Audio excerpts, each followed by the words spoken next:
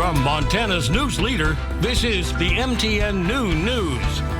Good afternoon and welcome to your MTN Noon News for this Wednesday. I'm Hailey Monaco. In continuing coverage of a developing story, the Montana Department of Environmental Quality has opened up an investigation against the City of Billings Animal Control Department. It comes after smoke from the burning of methamphetamine filled the Yellowstone Valley Animal Shelter, sending 14 employees to the hospital and displacing dozens of animals. The DEQ claims they were never notified of the drug burning that day. MTN's Vanessa Willardson has the latest. The Yellowstone Valley Animal Shelter now has legal counsel. Investigation continues. Spent a fair amount of today. We will be doing that the next several days. Smoke from the burning of methamphetamine in an incinerator filled the shelter last Wednesday, displacing dozens of animals and sickening 14 employees, and possibly more. The City of Billings Animal Control is only permitted to use the incinerator to burn animal remains, per their agreement with the Department of Environmental Quality. We have a standard permit for this facility, for the incinerator. It goes back quite some time. But in a written statement from the department, DEQ was not notified ahead of the September 10, 2025 burning of materials that took place at the cremation facility operated by the City of Billings Animal Control. The city argues they were following the rules. There is a specific protocol process that we have followed and did follow and have documentation. I've got confirmation from the health department that last week it was followed as it should be anytime we incinerate something other than what that original purpose was. The question of responsibility for the incident is now moving to the courts. Meanwhile, the animals are waiting for a home. We're going to reopen the facility as soon as possible, working with restoration folks through Yellowstone Valley Animal Shelter. In Billings, Vanessa Willardson, MTN News. It's a story MTN News continues to follow years after the killing and robbery of Michael Biggs. His body was found near Rimini Road in 2022. And earlier Tuesday, a trial began for one of the men accused of being involved in his death. MTN's Ali Kaiser was there, and we would like to give a warning that video included in this story may be disturbing to some viewers. Nearly 4 years after the killing and robbery of Michael Biggs occurred, a second trial is underway. All rise. Robert Harvell appeared in District Court Judge Christopher Abbott's courtroom for a bench trial, which means there's no jury and the judge will reach a verdict. Harvell is charged with deliberate homicide or accountability to deliberate homicide and tampering with evidence. He changed his plea from not guilty to guilty in February of 2024, but then in October of that year, he withdrew that plea. Harvell's defense attorney said Harvell was asked to take Beckman and Biggs to Rimini to buy methamphetamine, and he was unaware of any intent to rob. The defense attorney also said that he was only involved because he had a car, and the other two did not. He claimed the shooting took place while Beckman and Biggs were switching seats in the car, and then Beckman threatened Harvell. Beckman told Mr. Harvell, okay, at gunpoint, you're going to get me out of here, let's go, and the car stuck in the eyes. The prosecution decided to not make an opening statement, saying, quote, "The court is fully aware of the circumstances." Beckman was sentenced to 100 years in October of 2023, also in Judge Christopher Abbott's courtroom, but it was with a jury trial. The state was looking to call on Beckman to testify during this trial, but he is refusing to speak. I think the state's in a position where we could expend the resources to bring him down here and there won't be any participation. Okay. Harvell's defense attorney did say that Harvell will testify during the trial. Reporting in Helena, I'm Ali Kaiser, MTN News.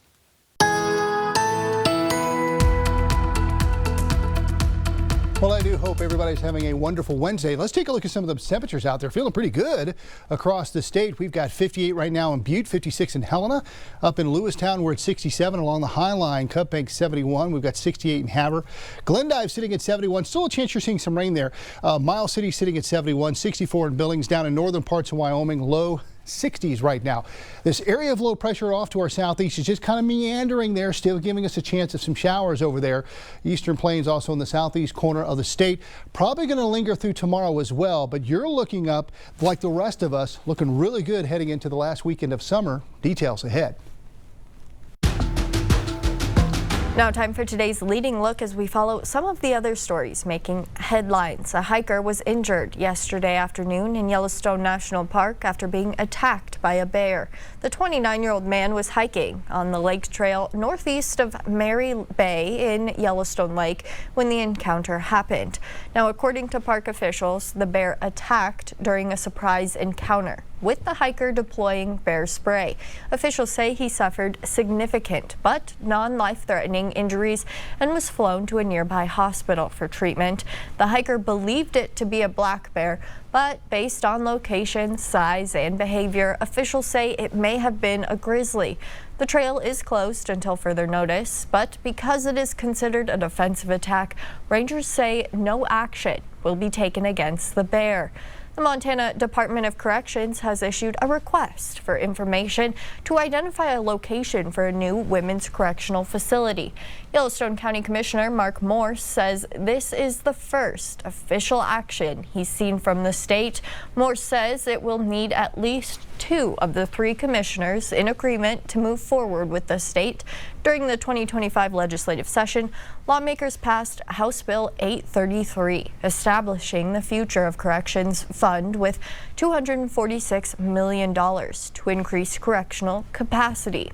And a state district judge heard in Helena was awarded almost $3 million to the plaintiffs in attorney fees in the held climate change lawsuit.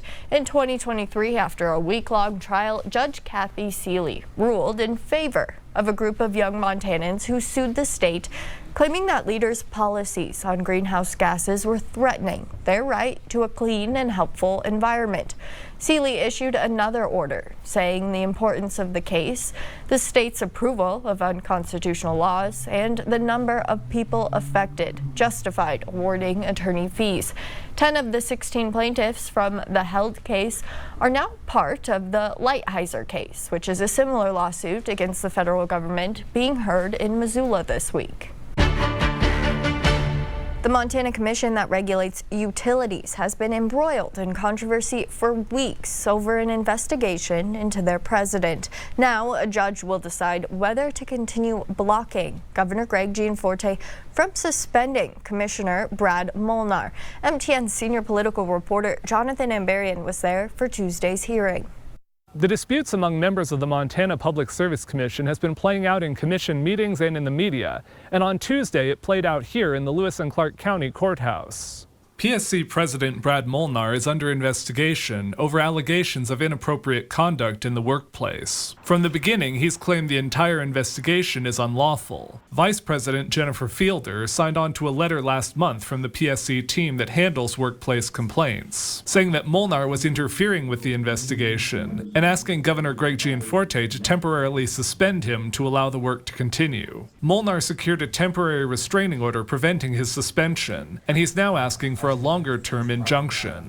Molnar's attorney, Matthew Monforton, argued the complaint isn't valid because the PSC has rules requiring a hearing and 4 out of 5 commissioners' support to send a complaint to the governor. If Commissioner Fielder wants her complaint to be backed by the prestige, by the imprimatur of the PSC, then she needs to follow the rules of the PSC.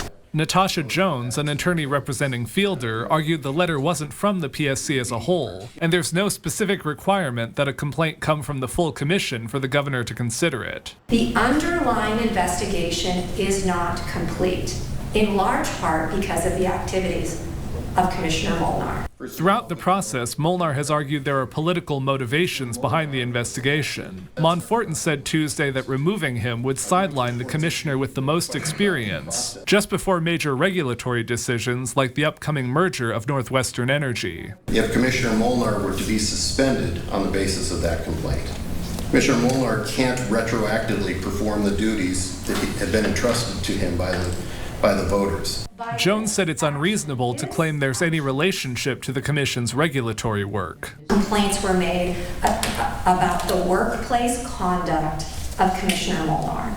That started months ago. There is absolutely no relationship between this situation and Northwestern Energy. Judge Mike Menahan said the parties in this case are going to submit additional written briefs, so he likely won't make a ruling in the case until mid-October. In Helena, Jonathan Amberian, MTN News.